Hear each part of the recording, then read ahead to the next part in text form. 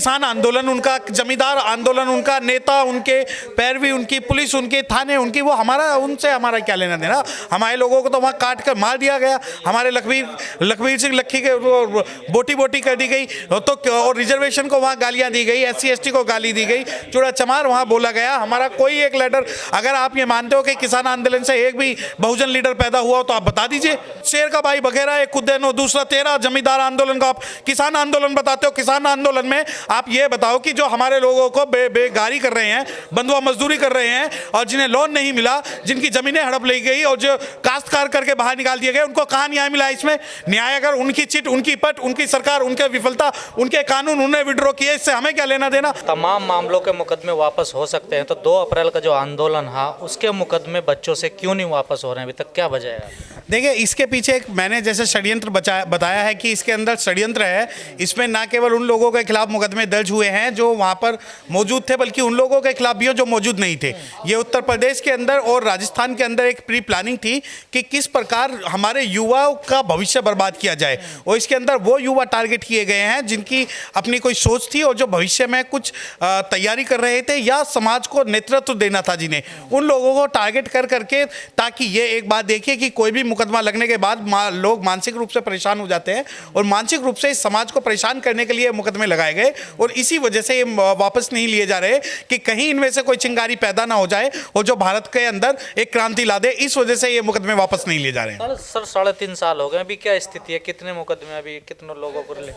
देखिए, इसमें अभी तक किसी भी साढ़े तीन साल के अंदर मुकदमों के अंदर रिलीफ हमें नहीं मिला है, और मिला भी है तो ना के बराबर, और मिला भी तो उस स्थिति में मिला है कि जब हमारे बियॉन्ड रीजनेबल डाउट एक कॉन्सेप्ट है कि जब पूर्णतः ये हो गया कि ये लोग मौजूद नहीं थे, उस आधार पर एक छोटा सा रिलीफ मिला है।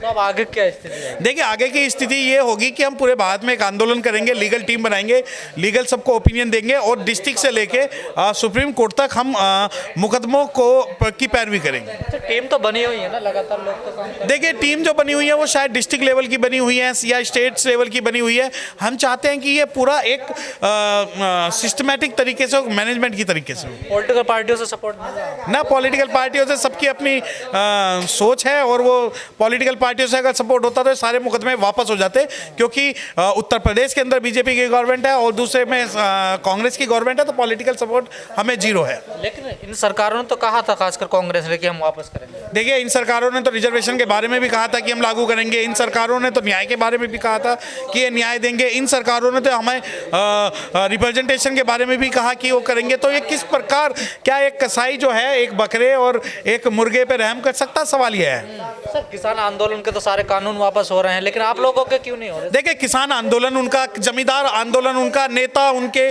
पैरवी उनकी, पुलिस उनकी, थाने उनकी, वो हमारा, उनसे हमारा क्या लेना देना।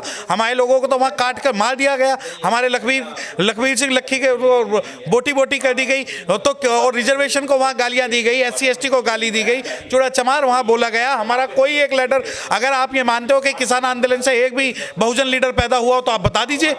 ये लीडर उनका था, उन्हें एक स्पेस देना था, इस वजह से अब और अगर ये आंदोलन अगर कोई अनुसूचित जाति जनजाति के लोग कर दे, तो जिस प्रकार इन्होंने 2 अप्रैल में गोलियां मारी हैं, ऐसे गोलियां मार के इन्हें खत्म कर दे। ऐसे तो लोग आंदोलन नहीं कर पाएंगे, वो तो डर के मारे फिर घर ही बैठ जाएंगे। देखिए, आंदोलन का मतलब ये नहीं कि सड़कों पर उतर का आंदोलन हो, एक वैचारिक आंदोलन और संवैधानिक आंदोलन की जो जरूरत है वो आज हमें है, और हम वैचारिक और संवैधानिक आंदोलन से अपनी बात रखते हैं और रखते रहेंगे। लेकिन लोग तो कहते हैं सड़कों पर उतरना जरूरी है। नहीं, वो लोग जो कहते हैं सड़कों पर उतरना जरूरी है, सड़कें जो है पॉलिसी नहीं बनाती। अगर संसद के अंदर जो पॉलिसी बनती है या जो आप कहते हो कि सड़कों पर उतरना जरूरी है, सड़कों से ज्यादा हमें विधानसभा और पार्लियामेंट में उतरना जरूरी है। तो क्या सड़कों पे दलित समाज को नहीं उतरना चाहिए? देखिए, उतरेंगे तो 2 अप्रैल जैसा परिणाम है ये वो लोग करेंगे, और अगर जिस भी आंदोलन को ये कहते हैं कि सड़कों पर उतर के हो सकता है, तो भारत के अंदर आज तक हमें किसी भी आंदोलन को सड़कों पर उतर कर सफलता नहीं मिली है।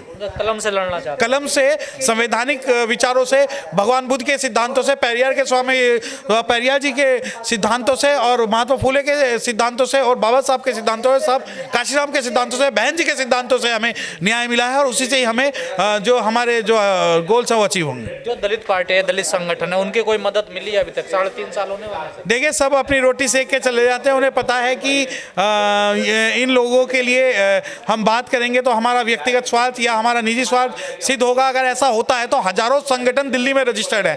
क्या एक भी आंदोलन 2 अप्रैल के बाद में दिल्ली में या उत्तर प्रदेश में या मध्य प्रदेश में हुआ कि इस आंदोलन की प्रतिक्रिया के रूप में हमने रोड जाम की या हम सड़कों पर उतरे? क्योंकि एक कोरी कल्पना है कि हजारों संगठन इस आंदोलन के साथ हैं। दलित महिला अगर खाना बनाती है, दलित माता खाना बनाती है, बच्चे खाना नहीं खाते हैं। उत्तराखंड का मामला है और ऐसा नहीं है कि आज मामला, इस मामले को तो एक मामला इन्होंने उठा दिया, जबकि उत्तर प्रदेश के अंदर बहन कुमारी मायावती जी के समय में जब ये बात हुई तो बहन जी ने कहा कि सारा का सारा जो खाना बनाएंगी वो बहुजन समाज की महिलाएं बनाएंगी। और मीडिया की उस दिन मां मर गई थी जब बहन जी ने यह आदेश दिया था कि जितना भी खाना बनेगा वो अनुसूचित जाति की महिलाओं के हाथ से बनेगा। तो क्यों इन्होंने कोई आंदोलन नहीं किया? क्यों इन्होंने खाना नहीं जोड़ा? क्योंकि अब ये चाहते हैं कि उत्तराखंड के अंदर ये इस मुद्दे को इनकैश करके और अपनी जो निजी राजनीतिक स्वार्थ है उन्हें प्रूव करें।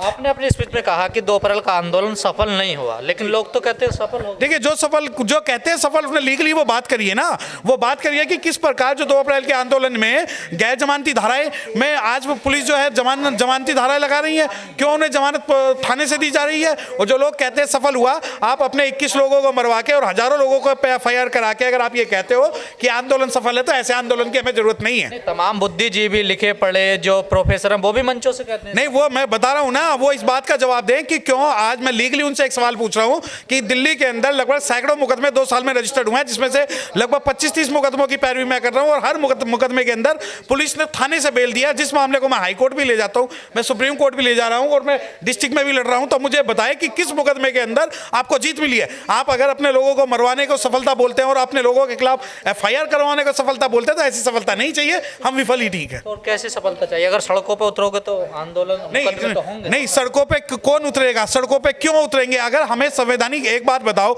आप सत्ता परिवर्तन की बात तो नहीं करते लेकिन आप सड़कों पर उतरने की बात करते हैं।